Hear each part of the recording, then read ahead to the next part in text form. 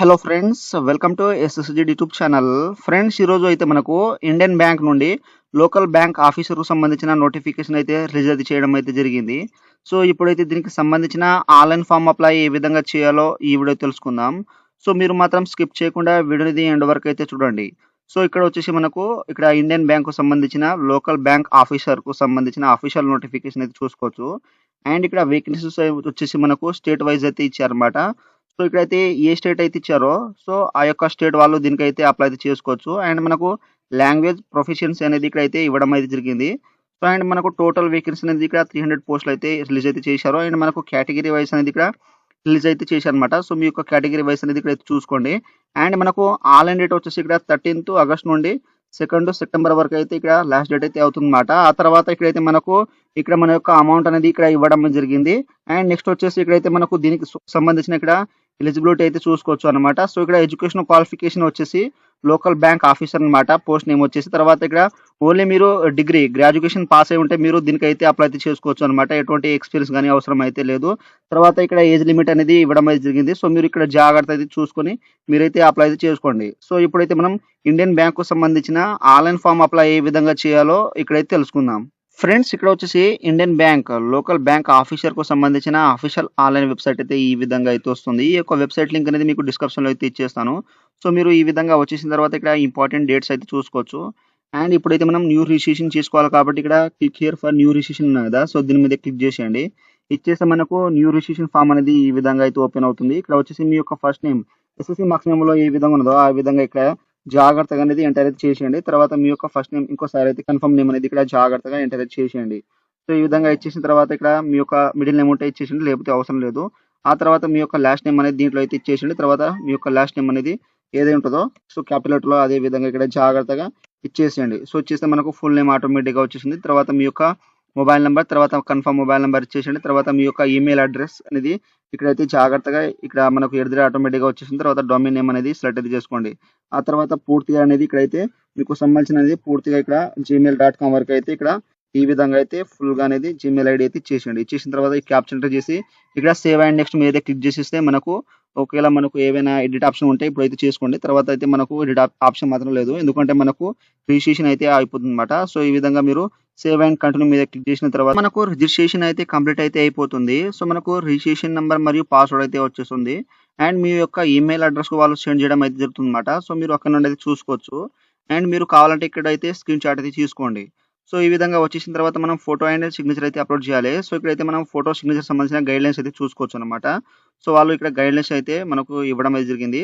So ఇక్కడ photograph image వచ్చేసి ఇక్కడైతే మనకు 20 నుండి 50 కేబీస్ అయితే ఉండాలి. సిగ్నేచర్ వచ్చేసి ఇక్కడైతే 10 to 20 కేబీస్ అయితే ఉండాలన్నమాట. సో మనకు క్యాపిటల్ లెటర్లో అయితే ఉండదు అన్నమాట మన యొక్క సిగ్నేచర్ అనేది.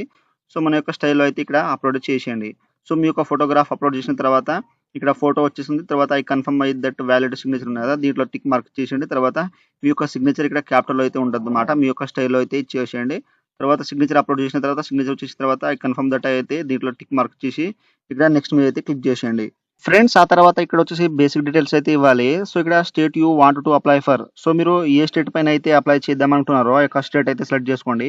వాళ్ళు మనకు నోటిఫికేషన్ అయితే మెన్షన్ చేశారు ఏ స్టేట్ అయితే అప్లై చేయాలనో ఇక్కడైతే ఇచ్చారన్నమాట. అండ్ మనకు లాంగ్వేజ్ ప్రిఫరెన్స్ అనేది ఇక్కడైతే ఇవ్వడం జరిగింది. సో ఇక్కడైతే మీకు సంబంధించినది ఇక్కడ స్టేట్ అయితే సెలెక్ట్ చేసుకున్న తర్వాత ఇక్కడైతే లోకల్ లాంగ్వేజ్ అయితే ఆటోమేటిక్గా వచ్చేస్తుంది, సెలెక్ట్ అయితే చేసుకోండి. ఆ తర్వాత are you proficient in reading, writing, speaking, understanding. So మనకు లోకల్ లాంగ్వేజ్ వచ్చేసి మన యొక్క స్టేట్ పైన రీడింగ్ చదవడం, ఇక్కడ రాయడం, మాట్లాడడం వస్తే ఇక్కడ అర్థం చేసుకోవడం వస్తే ఇక్కడ ఎస్ అయితే చేయండి మీకు సంబంధించిన లోకల్ లాంగ్వేజ్ పైన. అదే విధంగా ఇక్కడైతే do you have 10th inter.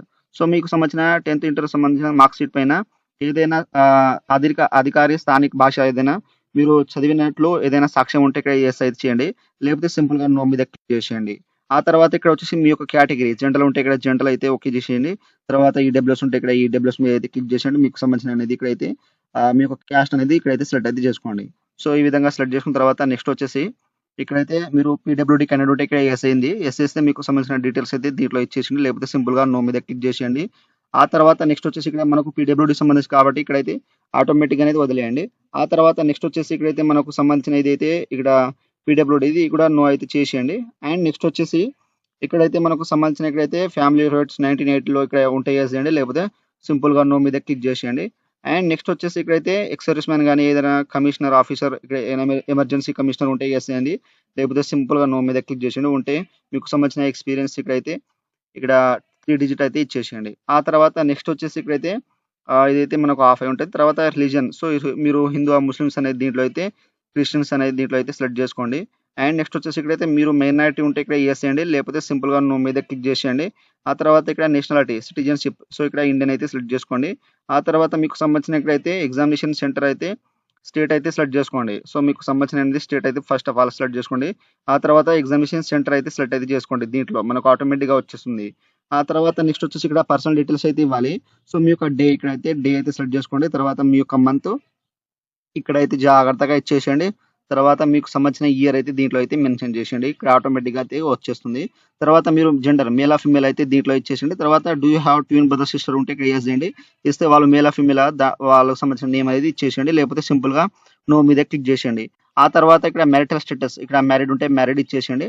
And next వచ్చేసి ఇక్కడ ఫాదర్ నేమ్ మీ యొక్క ఎస్ఎస్‌సీ మార్క్స్ మెమోలో ఏ విధంగా ఉన్నదో ఆ విధంగా ఇచ్చేసేయండి. తర్వాత మీ యొక్క మదర్ నేమ్ యాజ్ ఇట్ ఈస్‌గా ఏ విధంగా ఉన్నదో ఎస్ఎస్‌సీ మార్క్స్ మెమోలో అదే విధంగా ఇచ్చేసేయండి. తర్వాత మీ యొక్క ఇంటి నెంబర్ అయితే దీంట్లో జాగ్రత్తగా మెన్షన్ చేసేయండి. తర్వాత మీ యొక్క ఊరు పేరు, మండల్ నేమ్, డిస్ట్రిక్ట్ నేమ్ మీ యొక్క ఆధార్ కార్డ్‌లో ఏ విధంగానో అదే విధంగా ఇచ్చేసేయండి. అండ్ నెక్స్ట్ వచ్చేసి ఇక్కడైతే మీకు సంబంధించిన డిస్ట్రిక్ట్, మండల్ అయితే ఇక్కడ ఇచ్చేసేయండి. తర్వాత మీ యొక్క డిస్ట్రిక్ట్ అనేది ఇంకోసారి అనేది ఇక్కడైతే మెన్షన్ చేసేయండి. సో మీకైతే పర్పస్ కోసం అయితే చూపెడుతున్నాను. ఆ తర్వాత ఇక్కడ మీ యొక్క స్టేట్ అయితే సెలెక్ట్ చేసుకోండి ఇక్కడైతే జాగ్రత్తగా. అండ్ నెక్స్ట్ వచ్చేసి ఇక్కడ మీ యొక్క డిస్ట్రిక్ట్ పిన్ కోడ్ అనేది మెన్షన్ అనేది చేసేయండి. సో ఇక్కడ డిస్ట్రిక్ట్ కోడ్ ఇచ్చేసిన తర్వాత మీకు పర్మనెంట్ అడ్రస్ మీరు కరెస్పాండ్ అడ్రస్ సేమ్ ఉంటే ఇక్కడ దీంట్లో టిక్ మార్క్ అనేది ఇచ్చేసేయండి. ఆటోమేటిక్‌గానే వచ్చేస్తుంది. ఒకవేళ వేరే ఇక్కడ మీకు పర్మనెంట్ అడ్రస్ వేరే ఉంటే ఇక్కడ వేరే అయితే ఇచ్చేసేయండి. సో ఈ విధంగా టిక్ అనేది ఇచ్చేసిన తర్వాత నెక్స్ట్ వచ్చేసి ఇక్కడైతే మీరు జిఎస్టింగ్ సో మీరు దేనిపైన అయితే ఇస్తున్నారో అదైతే దీంట్లో అయితే సెలెక్ట్ అయితే చేసుకోండి ఈ విధంగా. సెలెక్ట్ చేసుకున్న తర్వాత ఇక్కడైతే వ్యాలిడ్ యువర్ డీటెయిల్స్ ఉన్నాయి కదా! దీని మీద క్లిక్ చేసి ఎటువంటి ఎర్రర్ రాకపోతే ఇక్కడ సక్సెస్‌ఫుల్ అని చూపెడితే ఓకే అయితే చేసేయండి. చేసిన తర్వాత ఇక్కడ సేవ్ అండ్ నెక్స్ట్ మీద అయితే క్లిక్ చేసేయండి. సో ఇచ్చేస్తే మనకు ఇక్కడ పర్సనల్ డీటెయిల్స్ అయితే కంప్లీట్ అయిపోతుంది. తర్వాత మనకు క్వాలిఫికేషన్ డీటెయిల్స్ అయితే వస్తాయన్నమాట. సో ఇక్కడైతే మనకు ఎడ్యుకేషనల్ క్వాలిఫికేషన్ వచ్చేసి ఫస్ట్ ఇక్కడ జులై వరకు అయితే మనకు రిజల్ట్ అయితే వచ్చి ఉండాలన్నమాట.